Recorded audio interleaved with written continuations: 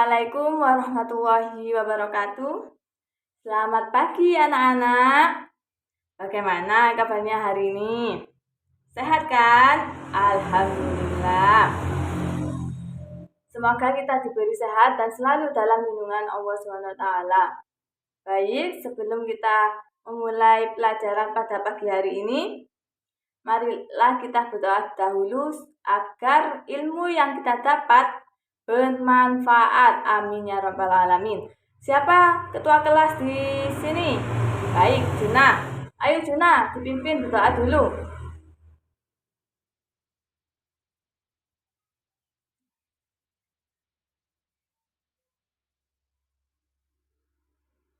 Sebelum pelajaran dimulai, Ibu mau meriksa kerapian masing-masing. Ayo, dicek dulu. Yang tidak pakai sepatu, dipakai dahulu. Dan dasinya yang tidak rapi, dirapikan dahulu. Yang perempuan, kerudung atau jilbabnya dirapikan dahulu. Dan lihat meja, diluruskan dahulu. Sudah? Sudah. Selanjutnya, Ibu akan meriksa kehadiran siswa. Ayo, dilihat temannya di samping kalian. Siapa yang tidak masuk hari ini? Masuk semua kan? Alhamdulillah, masuk semua. Ibu mau bertanya, sebelum pelajaran dimulai, Ibu mau bertanya tentang materi minggu yang lalu. Tentang materi apa, Andin? Ya, materi perkembangan Islam di Indonesia. Perkembangan Islam di Indonesia menyangkut apa saja? Ya, apa? Apa Aril? Situasi dan kondisi pra-Islam. Ya, apalagi?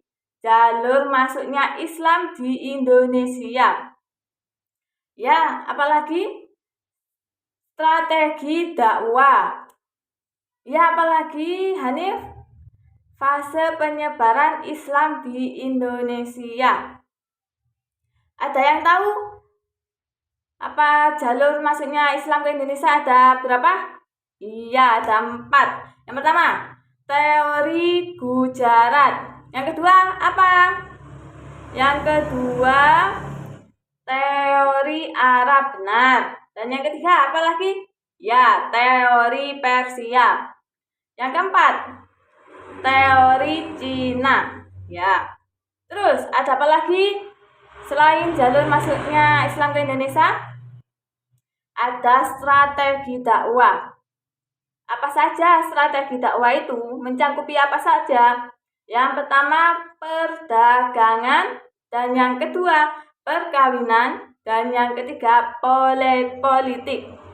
Terus selanjutnya apa? Pendidikan. Ya. Dan selanjutnya apa? Selain pendidikan, kesenian. Ya, apalagi? Tasawuf. Ya. Baik.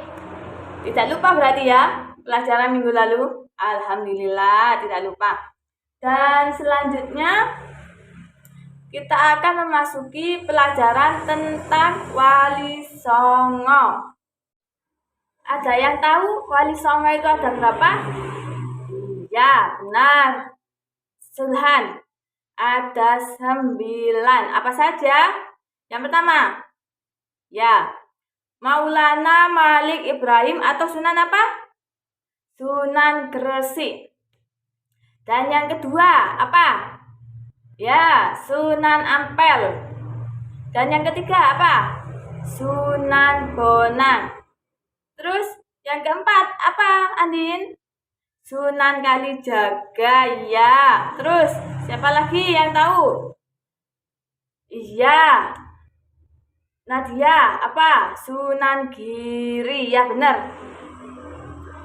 Ada yang tahu lagi? Sunan Derajat. Terus, Sunan Kudus, ya. Terus, ya, Sunan Muria. Ada lagi kurang satu. Sunan Gunung Jati. Ada yang tahu Wali Songo itu apa? Belum? Baik. Kata wali dalam bahasa Arab artinya pembela, teman dekat, dan pimpinan. Dalam pemakaiannya, wali diartikan sebagai orang yang dekat dengan Allah Subhanahu wa Ta'ala. Sedangkan songo dalam bahasa Jawa artinya 9. Jadi, wali songo berarti 9 wali yang merupakan pelopor dan pejuang pengembangan agama Islam di Pulau Jawa pada abad ke-15 ya. Apa? Ayo diulangi lagi yang Ibu bicarakan barusan. Apa, Juna? Wali itu apa? Iya, pembela. Ada yang tahu nama panjang dari Sunan di sini? Sunan Grisik. Siapa nama panjangnya? Juna? Oh iya, benar. Maulana Malik Ibrahim. Sunan Ampel. Apa, Din? Ya, Raden Rahmatullah. Sunan Bonang. Apa, Nadia? Maulana Mahdum Ibrahim. Iya, benar. Sunan Kalijaga. Apa, Siva? Sunan Kalijaga Raden Mas Syahid. Sunan Giri. Apa, Saat? Sunan Giri Raden Ainul Yakin. Sunan Derajat. Apa, Hafiz? Sunan Derajat adalah Raden Qasim. Sunan Kudus. Apa, Arif? Raden Ja'far Shodiq. Sunan Muria. Raden Umar Said. Ya, benar. Sunan Gunung Jati. Raden Syarif Hidayatullah. Ya. Baik, untuk selanjutnya yaitu strategi dakwah Wali Songo. Pada zaman Maulana Malik Ibrahim, strategi dakwahnya menggunakan pendekatan kekeluargaan dengan menawarkan putrinya untuk diperistri oleh Raja Majapahit. Upaya ini rupanya tidak berhasil karena belum sampai tujuan rombongan terkena serangan penyakit hingga banyak yang meninggal. Namun demikian, tantangan ini rupanya tidak menyurutkan tekad Maulana Malik Ibrahim untuk berdakwah untuk mengislamkan kerajaan Majapahit. Dan selanjutnya Sunan Ampel atau Raden Rahmatullah. Dalam tahap awal misi dakwahnya, Sunan Ampel membangun pesantren di Ampel Denta dekat Surabaya. Pada pesantren yang diasuhnya, Sunan Ampel mendidik kader-kader dai yang kemudian disebar di seluruh Jawa. Dan selanjutnya Sunan Bonang atau Raden Maulana Mahdum Ibrahim. Sunan Bonang sangat memperhatikan tradisi dan budaya masyarakat yang telah berkembang. Saat itu masyarakat Jawa memiliki kegemaran terhadap seni pewayangan yang ceritanya diambil dari ajaran Hindu dan Buddha. Dan selanjutnya Sunan apa? Sunan Kalijaga atau Raden apa, Juna? Raden Mas Syahid. Sunan Kalijaga dikenal sebagai seorang wali yang berjiwa besar, berpandangan luas, berpikir tajam, intelek, cerdas, kreatif, inovatif, dan dinamis, serta berasal dari suku Jawa asli. Dalam penyebaran dakwahnya, Sunan Kalijaga tidak menetap di suatu daerah. Raden Mas Syahid senantiasa berkeliling dari satu daerah ke daerah lain, sehingga wilayah-wilayah Sunan Kalijaga sangatlah luas. Dan selanjutnya Sunan Giri atau Raden apa? Kalau Sunan Giri? Iya, Raden Ainul Yakin. Sunan Giri mendirikan pesantren di daerah Giri sebagai basis dalam menyebarkan dakwah Islam, dan mayoritas santrinya yang diasuh berasal dari masyarakat golongan ekonomi tidak mampu atau menengah ke bawah. Dari pesantren milik Sunan Giri ini lahirlah dai-dai yang kemudian mereka menyiarkan agama Islam ke luar Pulau Jawa. Seperti apa? Madura, Ternate, Bawean, Kangean, dan Tidore. Dan selanjutnya yaitu Sunan Derajat atau bisa disebut dengan Raden Qasim. Raden Qasim Sunan Derajat melaksanakan dakwah dengan membuat pusat belajar agama Islam di Lawang dan Sedayu. Pedukuhan Derajat masuk wilayah Kabupaten Lamongan sekarang.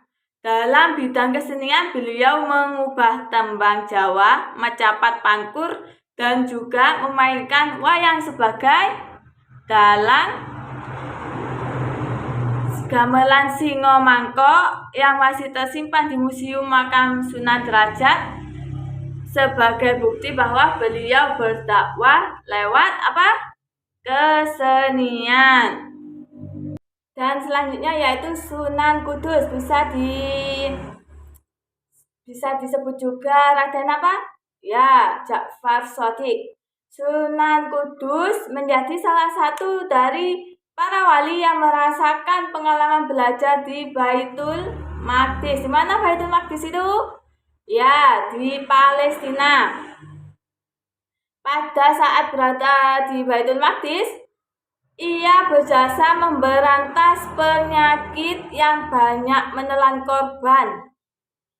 Berkat jasanya, Sunan Kudus diberi ijazah wilayah atau daerah kekuasaan di Palestina. Setelah pulang ke Jawa, ia mendirikan sebuah masjid di daerah Loran pada tahun 1549. Masjid inilah yang sampai sekarang terkenal dengan nama Masjid Al-Aqsa atau Al-Manar. Kemudian Sunan Kudus mengganti nama daerah sekitar masjid menjadi Kudus, yang diambil dari nama sebuah kota di Palestina, yaitu Al-Quds. Dan selanjutnya yaitu Sunan Muria atau Raden Umar Said. Sunan Muria dalam berdakwah memiliki kekhasan dan keunikan sendiri, yaitu menjadikan desa-desa terpencil sebagai medan dakwah Islamnya. Sunan Muria dikenal sebagai wali yang lebih gemar menyendiri, tempat tinggal di desa terpencil dan bergaul dengan rakyat kebanyakannya. Dan selanjutnya yaitu Sunan Gunung Jati, yaitu bisa disebut juga dengan Raden Syarif Hidayatullah. Sunan Gunung Jati banyak menghabiskan sebagian waktunya untuk melakukan jihad dalam rangka melawan dan mengusir Portugis dari bumi Indonesia. Hal ini dilakukan dengan menggabungkan kekuasaan Banten, dan Demak, sehingga memiliki kekuatan yang diperhitungkan pada peperangan pertama. Oke, dari semua penjelasan yang Ibu jelaskan tadi, apakah ada materi yang belum dimengerti? Sinta, apa ada yang ditanyakan? Paham? Alhamdulillah. As'ad, ada yang mau ditanyakan? Paham, beneran? Iya, alhamdulillah. Oke, jika tidak ada yang mau bertanya, silakan buka halaman 30 sampai halaman 32. Itu dibuat tugas di rumahnya, dikerjakan. Jangan sampai lupa. Minggu depan Ibu lihat apakah ada yang belum atau yang tidak mengerjakan. Kalau tidak mengerjakan, Ibu suruh keluar buat ngerjakan di luar. Oke, Ibu akan tutup pembelajaran hari ini. Semoga ilmu yang kalian dapat bermanfaat dan jangan lupa selalu semangat dalam belajar. Marilah kita tutup pelajaran hari ini dengan mengucapkan alhamdulillah. Ayo bersama-sama, alhamdulillahirabbil alamin. Sekian pembelajaran hari ini. Wassalamualaikum warahmatullahi wabarakatuh.